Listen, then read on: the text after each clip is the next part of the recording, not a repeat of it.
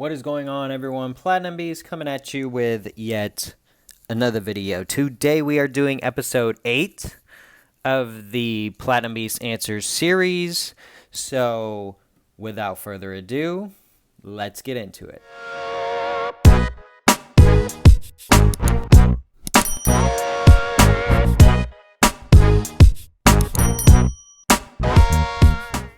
Okay, guys. So, today we are doing episode 8 of the Platinum Beast Answers series. Let's get into these questions and comments. So to start us off, we have the Midnight Gardener, who asks, curious to know what the lowest and highest platinum coin sizes are available. I have a 1/20th ounce koala, and I know there is an even smaller 1/25th ounce Austrian Philharmonic. On the PT Plus size, I only know of 1 ounce platinum coins. Are there any available that are either smaller or higher in troy ounces? Thank you as always. Okay, so Midnight Gardener, as far as traditional coins go, yeah, the Austrian Philharmonic, the 1/25th ounce, that's going to be your smallest traditional coin. There has been little tiny platinum rounds, which I do not know. I believe they are smaller than the 1/25th ounce Philharmonic, but I'd have to double check on that because the rounds are about 1.3 grams, and I don't know exactly what 1/25th troy ounce is in grams. So I'd have to double check on that for you, but essentially, yes, the 1/25th ounce Philharmonic is the smallest platinum coin size. There have been a number of 1/20th ounce platinum coins. I actually have one Philharmonic that is a 1/25th ounce, and two koalas that are 1/20th ounces. So I do have a couple of the small coins, but the 1/25th ounce Philharmonic is the smallest traditional coin. Now the largest coin, you are also correct in that the 1 ounce coins are the largest. There are no 2 ounce coins or anything like that. That would be rather cool if they made that, and in today's market, it would basically run you what 1 ounce gold would cost. So if you could get a 2 ounce platinum coin, that would be pretty epic. But they have not made that yet, and I'm kind of surprised at how low the cost is for platinum at this point that they haven't made a 2 ounce coin. I suppose it just has to do with all of the mints being rather hesitant to, mint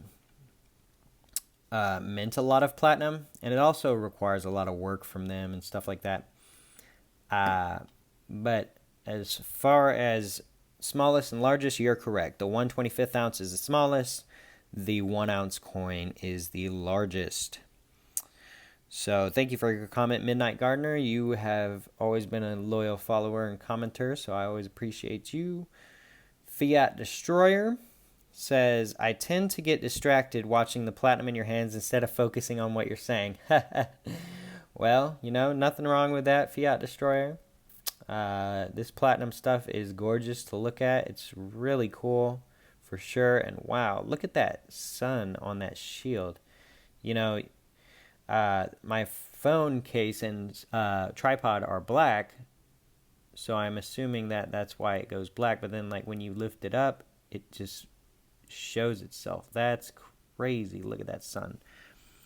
Wow, I've never noticed that before. See, I even noticed stuff sitting here looking at this stuff. You see that sun and how it goes to blank and then the sun kind of appears? That's pretty cool. But yeah. Nothing wrong with that, Fiat Destroyer. I always appreciate your commenting on my videos and things like that. So, and if you see there, the Queen's face is nice and scuffed up. Good old, bold, precious metals. Um, let's see here. Fiat Destroyer is a great guide too. Check them out if you haven't. The Blind Silver Stacker 47. I recently made a precious metals purchase from eBay and I was charged tax. Precious metals are exempt from tax in the state of Alabama. Is there any way around this? Thank you. So I haven't actually run into that issue. I actually am exempt from taxes in my state as well. The good old South can't be beat.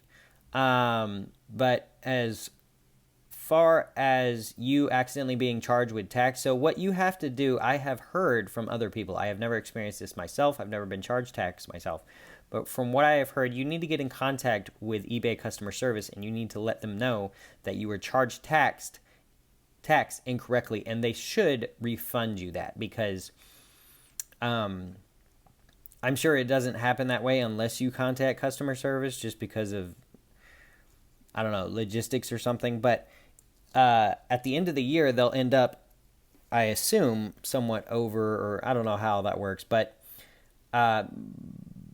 them taking tax out on something that is not taxable in your state means that they will end up with more money than they are supposed to. So I believe it's by law, they're not allowed to just kind of take that tax.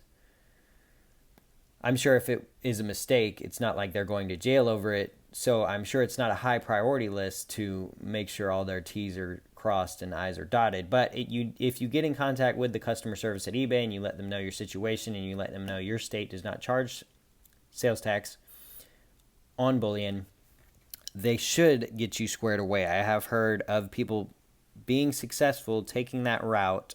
I have never had to deal with that on a personal level, though. But definitely get in contact with them. See if they can refund you that tax money. But great question nonetheless. Aloha Stacker. Great Q&A session. Love it. Thank you, Aloha. You have been a loyal follower since you started following my channel, and you are a really cool guy too. Everyone go check out Aloha if you haven't. He's got a great channel.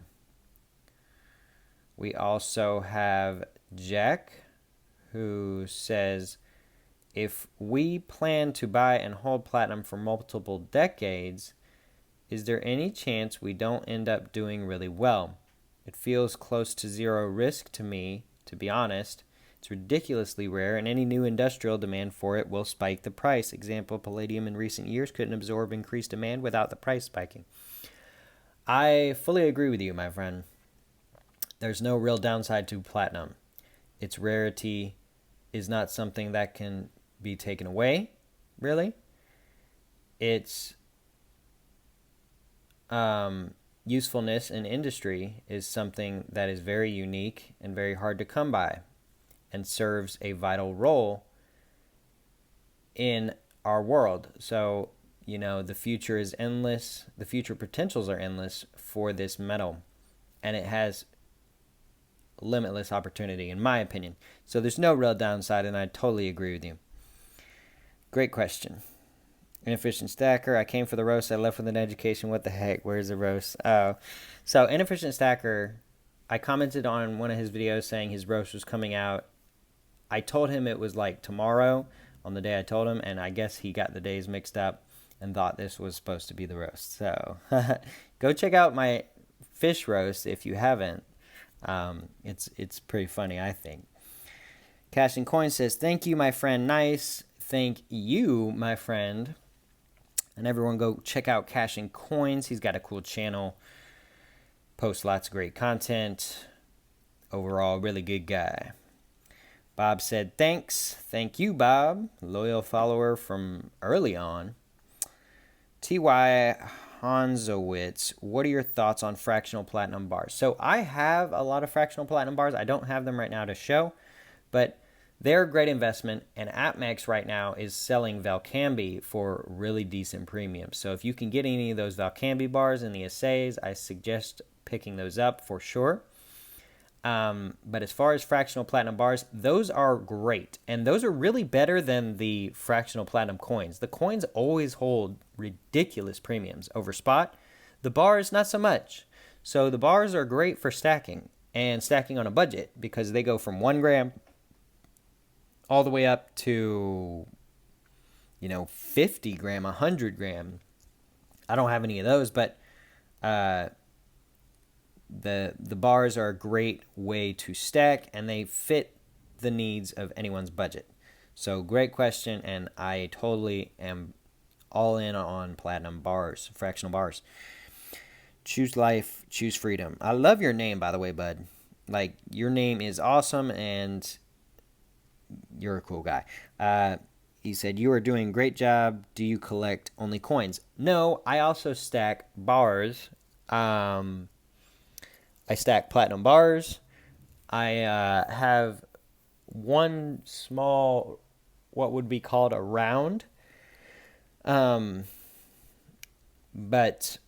I stack anything that has platinum in it, basically. I haven't gotten into any jewelry yet, but, I plan on maybe getting like a chain or something at some point, but I haven't dived into that area of the stacking field yet. But great question nonetheless, and again, I love your username.